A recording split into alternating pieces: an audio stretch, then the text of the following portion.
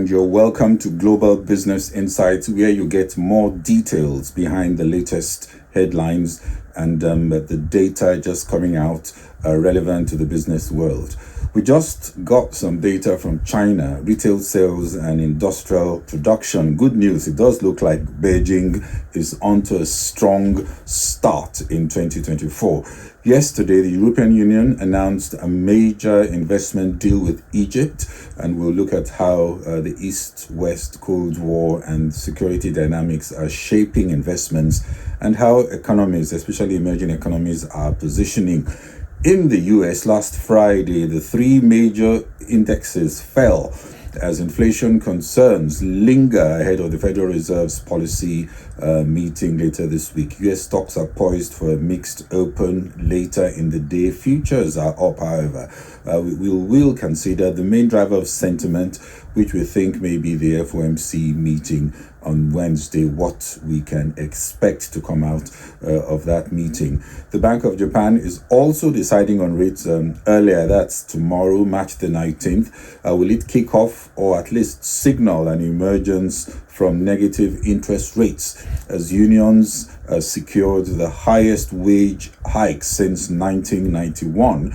After relying on yield curve control containing short and long-term interest rates for years to ensure monetary policy remains loose. In addition, the Japan Bank Manufacturing and Services PMIs, that's in Japan, are also out on Thursday, March the 21st. The Bank of England also meets on Thursday under pressure to help the tepid economy by easing rates. Bailey has made it clear last week that the committee will not rush on rate cuts moving forward, agreeing also that inflation and pay growth had slowed more than the bank had expected. The Bank of England is expected to keep rates unchanged at 5.25%. And then we look at the South Africa Reserve Bank, where the governor has been appointed for a third term as the president seeks stability. According to China National Bureau of Statistics, January to February retail sales was up 5.5% year on year, better than 5.2% expected. Industrial production increased in February by 7.0% on an annual basis, higher than 5.0% expected, also higher than 6.8% recorded in January, driven by uptick in demand for exports. In another data released, fixed asset investment was up 4.2% year to date on an annual basis in February versus 3.1% expected. Still, property investments fell 9% as the sector still is apparently struggling. Beijing, however, has announced limited support policies which may provide a floor for economic growth. Amid the upbeat data, the National Bureau of Statistics commented that the economy continued to recover and turn for the better in February. Domestic effective demand remained weak as the foundation for growth needs to be further consolidated. Goldman Sachs analysts said in a report today, after following the release, that China's sequential growth momentum remained solid in Q1 despite notable divergence across sectors.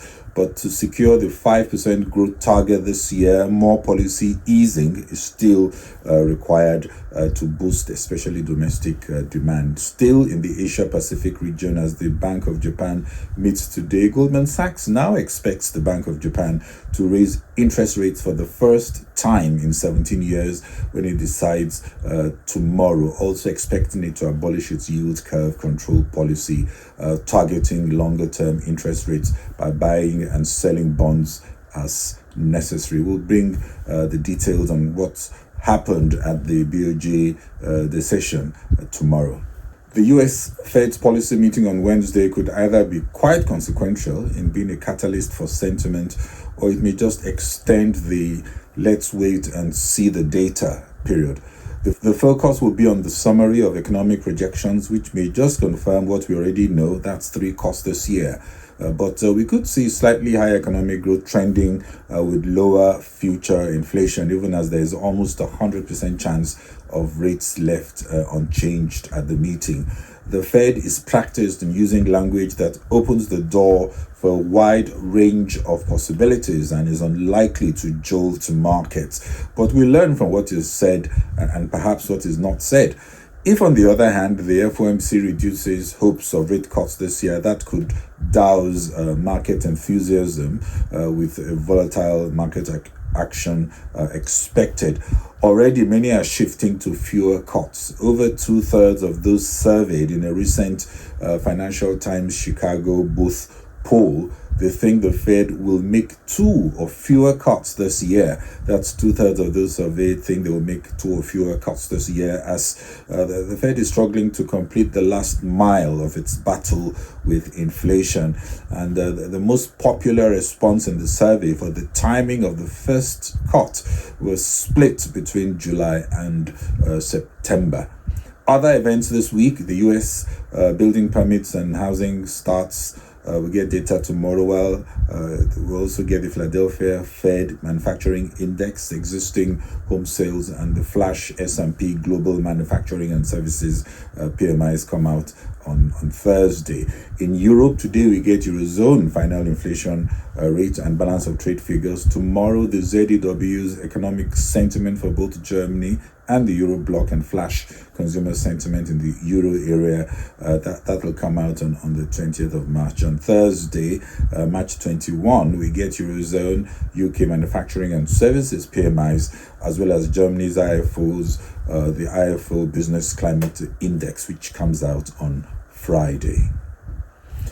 The European Union has pledged an $8.1 billion aid package for Egypt in a mix of grants and loans, announced by the Commission President Ursula von der Leyen on Sunday. This will be disbursed through 2027 to help Egypt overcome its worst economic crisis in decades. UAE had also pledged a $35 billion investment equivalent to Egypt's entire foreign reserves in February, the largest foreign investment in Egypt's history, which may have rescued the economy and averted another major crisis. Just before the UAE deal, Egypt devalued the pound, and International Monetary Fund talks concluded with another $8 billion loan deal. The UAE deal is huge by any standard. 24 billion of the amount would be for the Ras El Khaimah's development rights. That's mainly real estate and tourism, and $11 billion for other projects. Von der Leyen has said that, speaking at the event hosted by Egyptian President Abdel Fattah el-Sisi, said that Egypt was seen as politically and economically strategic in a sensitive neighborhood. The EU is trying to upgrade the relationship with Egypt, also an important lever for managing conflicts in the neighboring Gaza and Sudan. Another unspoken goal will be to ensure stability and avoid return of more radical Islamist groups like the Muslim Brotherhood. When you look at emerging Africa, Egypt has always been seen as one of the brighter, larger economies and attractive spots in terms of growth potential and investment yields. Others could be South Africa and Nigeria. South Africa's position in BRICS suggests a closer alignment with Russia and China. And talking of Russia, Putin just won a 5th term in an inevitable landslide election. Talking of neutrality, Nigeria is perhaps the most neutral when you look at the large African economies, Egypt, South Africa, and Nigeria, and when you consider alignment in the East-West Cold War, a war that is increasingly partitioning Africa. Neutrality can be a competitive strength, similar to how countries like Vietnam are positioning as an alternative to China and India. But we also seen countries like Sierra Leone, the UAE, and Vietnam courting Chinese and U.S. security cooperation at the same time. Increasingly, investment in emerging economies is linked, albeit in a subtle way, to security cooperation. For example, in many cases, the United States shores up external security, protecting its partners militarily against regional threats. China tends to do more in providing internal security, giving governments the tools to combat social disorder and political opposition. The new trend of neutrality allows countries like, say, Nigeria, instead of choosing one or the other, to appeal to both the US, Europe, and China, rather than choosing just one of those countries. And countries have been increasingly able to pursue these dual relationships in larger economies because investment opportunities are often not in direct competition. And the advanced powers, Washington and Beijing, seem to have no choice but to permit it. Analysts are reacting to the reappointment of the South African Reserve Bank Governor Lesetja Kganyago as President Cyril Ramaphosa seeks to lock in stable and credible leadership at the Reserve Bank until after South Africa's next general election in 2029. The move, apparently welcomed by the market and the banking industry, sees the governor serving a third 5-year term after the second expires in November. The South Africa Banking Association welcomed the reappointment of Governor Kganyago and his deputies. The new term begins on November 2024, concludes November 2029. He was first appointed governor on 9th of November 2014. Monetary stability could be helped by longer governorship terms for apex bank leaders, especially in the current context when central banks have assumed greater prominence in view of troubling global inflation and strong preference to lean on monetary policy as hike rates are progressively normalized to help the economy. The main factor that has helped the SA Reserve Bank leadership, I think, is first its independence and strong orthodox traditions of data dependence. Like I often said, apex banks tend to be more successful in the medium term if they adhere to narrower tested tools and clearer monetary mechanisms, which admittedly will often imply a tough balance. You can't seem to have it all. South Africa's economy remains at best stagnant, and many criticize the Reserve Bank for not doing enough to help unemployment. Still, investors value the relative price stability compared to other major economies like, say, Nigeria or Egypt.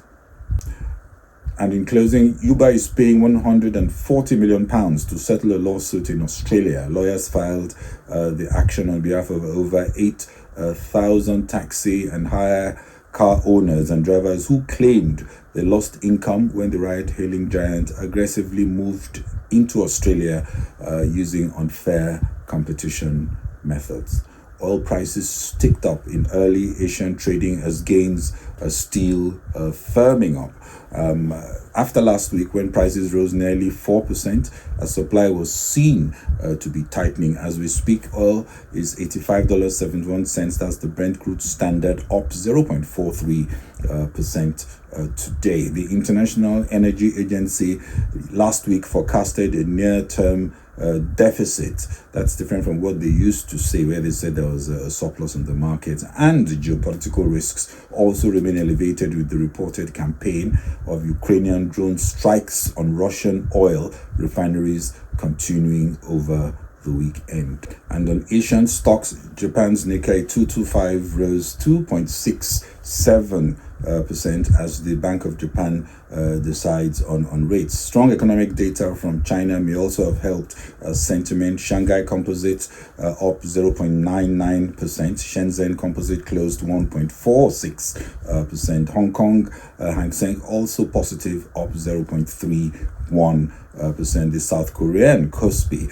is also up 0.71%. Pretty green day in Asian markets. Well, that's it from me on Global Business Insights. This is Bode Oshosami. Please share and kindly follow on Facebook and LinkedIn, subscribe on YouTube and X. Thank you very much for watching and following. Bye-bye.